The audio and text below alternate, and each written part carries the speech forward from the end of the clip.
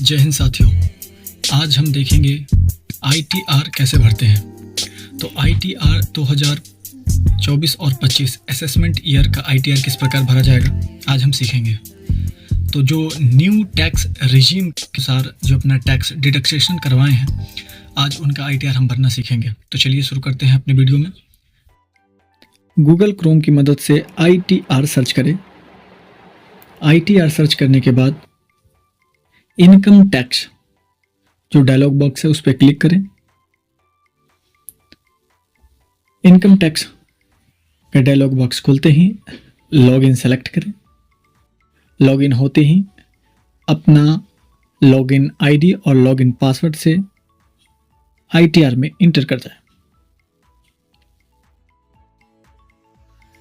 Login password अगर आप नहीं जानते हो तो आप फॉरगेट पासवर्ड करके आप उसको फिर से ले सकते हैं। अपना पासवर्ड डालने के बाद जैसे ही आप इंटर करोगे तो पर्सनल इन्फॉर्मेशन का एक डायलॉग बॉक्स खुल जाएगा। तो जैसे ही खुलते आप सबसे पहले उसमें आईटीआर फाइल सेलेक्ट करेंगे। 2025-26 करंट ईयर ऑनलाइन हम कर रहे हैं इसलिए ऑनलाइन सेलेक्ट करेंगे। जैसे ही आप इंटर करेंगे देखेंगे एक रिज्यूम करके आएगा। अगर आपने पहले एक बार कोशिश कर चुका है तो रिज्यूम में आएगा, नहीं तो आप न्यू करना चाहते हैं फ्रेश इनकम टैक्स रिटर्न तो फ्रेश इनकम टैक्स को सिलेक्ट करेंगे। फिर उसमें 3 बॉक्स खुलेंगे, इंडिविजुअल, हाफ, अदर्स। तो इंडिविजुअल को क्लिक करेंगे। फिर आईटीआर 1 भर रहे हैं हम तो आईटीआर 1 को सिलेक्ट करेंगे। फिर प्रोसीड कर देंगे। प्रोसीड करने के बाद आपके पास फॉर्म नंबर 16 और होना चाहिए जिससे आप अपने आईटीआर को पूरा कर पाएंगे। तो अगर ये सब चीज़ आपके पास है तो आप लेट्स स्टार्ट करेंगे। स्टार्ट करते ही सबसे पहला वाला जो आइकन है taxable income more than basic, उसको क्लिक करेंगे। सेलेक्ट करके आगे बढ़ेंगे। पर्सनल इन्फॉर्मेशन पहला है।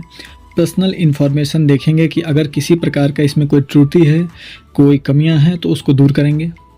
उसके बाद नीचे जब आएंगे तो 139 कॉलम 1 को आपको सेलेक्ट करना है।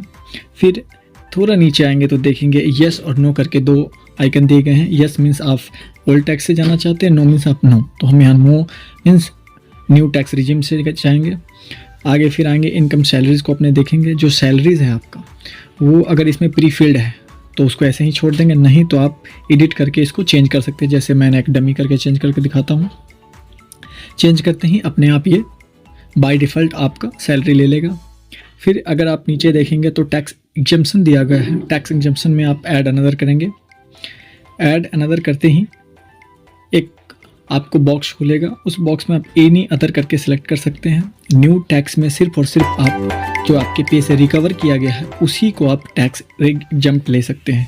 बाकी किसी प्रकार का कोई एग्जम्प्ट इसमें नहीं दिया जाता। एनी अदर करके आप जो चाहिए वो टैक्स एग्जम्प्ट लिखिए, अपना अमाउंट लिखिए, सेव कर लीजिए। फिर जैसे ही आप प्रोसीड करके आगे बढ़ेंगे, कंफर्म करने एक आइकन आएगा, कंफर्म करके आप आगे बढ़ेंगे। फिर आपको टोटल डिडक्शन में जाके टोटल डिडक्शन जैसे कि contribution to pension scheme of central government by employer, उसमें अगर आप एनपीएस से हैं तो एनपीएस का अमाउंट भर सकते हैं। नहीं है तो फिर आगे जो डिडक्शन दिया गया है वो डिडक्शन को आप भर सकते हैं। कंट्रीब्यूशन टू अग्निपथ स्कीम में आप जा सकते हैं। अग्निपथ स्कीम भी अगर नहीं है तो आप इस सबको स्किप करके टैक्स पेड करके एक है, टैक्स पेड पे अपना टीडीएस चेक करेंगे। टीडीएस कहाँ से कटा है आपका। अगर आप सैलरीड हैं तो आपका कहीं ना कहीं एक ब्रांच होगा, हेडक्वार्टर। टीडीएस चेक करने के बाद आप लायबिलिटी में देखें, टैक्स लायबिलिटी में तो आप नीचे जाइएगा तो पता चलेगा आपको इस साल आपका कितना टैक्स कटने वाला है। फिर वेरीफाई करके एक ऑप्शन है, वेरीफाई कर सकते हैं। ये प्रीव्यू है, आप प्रीव्यू देख सकते हैं कि आपने क्या क्या सबमिट किया है। सबमिट करने के बाद एक डिक्लेरेशन फॉर्म खुलेगा। डिक्लेरेशन फॉर्म को आप डिक्लेयर कीजिए और सबमिट कर दीजिए।